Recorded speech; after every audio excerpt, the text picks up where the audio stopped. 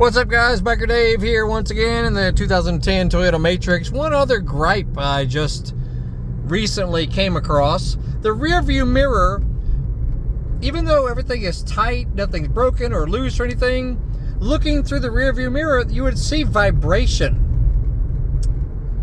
I mean, so freaky. You know, I messed with it for over a week. I'm going, wow, this thing is not loose. You know, everything is good up under there, whatever. So the only fix is to replace it. I'll put a link down below where you can get it because it's kind of a specific mount up top there. You know, it's a little wider than some other car mounts.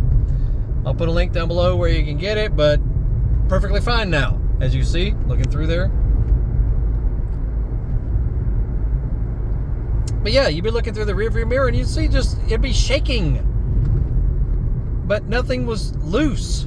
So bizarre, you know. I mean, this is a really good car, don't get me wrong, but little things like that make you go, man, what the heck, dude?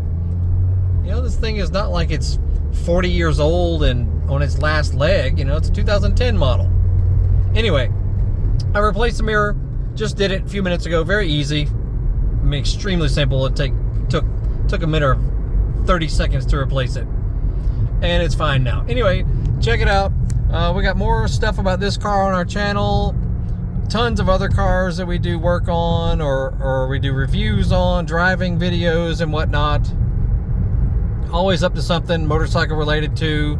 And see our social media links in the description, as well as our eBay store and Amazon store links. You know, we sell motorcycle related parts and specialty tools, especially if you like to work on your own stuff. We sell stuff like that on our online stores.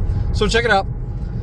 That's it, 2010 Toyota Matrix, good little car, but just little bitty nitpicky things. See my other video on other nitpicks I had about this car too. You'll see the thumbnail link popping up right now. You'll have a great day, we'll see you.